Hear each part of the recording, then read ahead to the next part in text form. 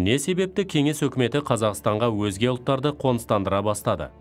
Соғыс қарсаңында Қазақстан неліктен депортацияланған халықты көшіретін аймақ ретінде таңдалды? Қазақ жерін игеруді кеңес өкіметі қалай жүзеге асырды?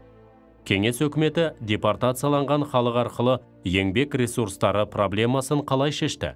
Осы сұрақтарға жауап берейік. Не себепті кеңес өкіметі Қазақстанға өзге ұлттарды қоныстандыра бастады? 1920-1930 жылдары КСРО-ның орталық аудандарынан Сібірге, Орта Азия мен Қазақстан аумағына әртүрлі топтар мен этнос өкілдері жаппай көшірілді. Оларға халық жаулары, жағымсыз элемент, сенімсіз халықтар, шпион секілді түрлі жалған айыптар тағылды. Күштеп жер аударудың алғашқы құрбандарының бірі қиыр шығыстағы кеңестік кәрістер болды. 1937 жылы Жапон барлау қызметімен байланысы бар деп айыпталған 95.903 корей диаспорасы қиыр шығыстан Қазақстанға қоныстандырылды.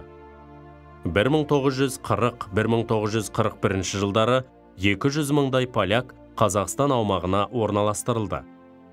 1941 жылы 28 тамызда фашистермен байланысы бар деген айыппен 349.713 неміс, 1944 жылы ақпанда ингуштер мен шешендер, қарашада түрік месхетиндер Қазақстанға күштеп қоныс аударылды.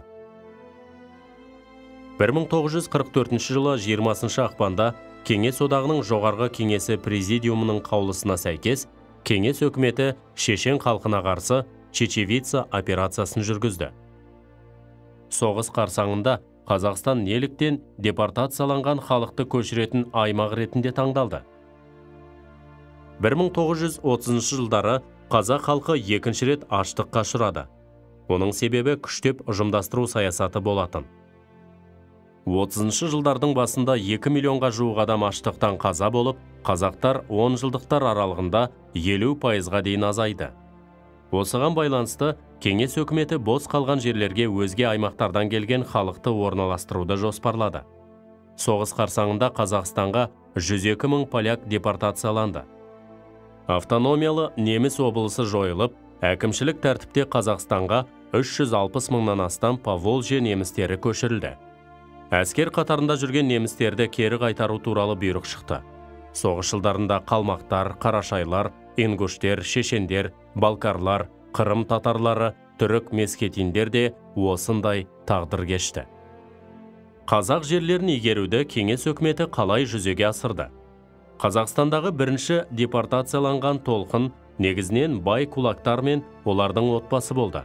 Аз халық аз орналасқан аймақтарды кеңестік әдіспен тез арада игеру қажеттігі туындады. Ол үшін арзан жұмыс күші қажет болды. Мұндай әдісті кейін Германия өз тәжірибесінде қолданды. Қазақстанға депортацияланып келген кеңес азаматтары аянбай еңбек етіп, болашақта өз отанына оралатындарына сенді. Олар естелік күнделіктерінде қазақтардың күштеп депортацияланып келген халықтарға аяушылық білдіріп, көмектескендері туралы жазады. Кеңес өкіметі депортацияланған халық арқылы еңбек ресурстары проблемасын қалай шешті? Еліміздің соғыс экономикасында республикадағы үлес салмағының күрт ұлғаюына байланысты еңбек ресурстарының проблемасын шешу қажет болды. Сондықтан 1941 жылы шілдеде тұтқындарды Қазақстаннан тыс жерге әкетуге тыйым салынды. Осы адамдар құрамының негізгі бөлігі республика ішінде салынып жатқан нысандарға пайдаланылды. Еңбек колонналары бірнеше түрге бөлінді.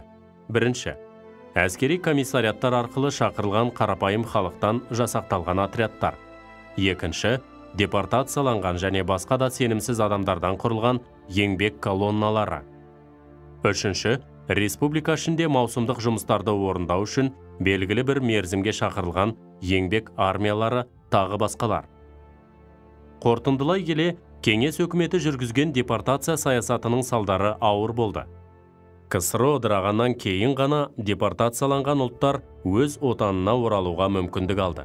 Ал қуғын сүргінге ұшырап, күштеп қоныс аударылған кейбір халық өкілдері қазақ жерінде екінші отанын тапты. Қазіргі таңда көп ұлтты мемлекет болуымыздың бірден бір себебі күштеп қоныстандыру саясатының нәтижесі.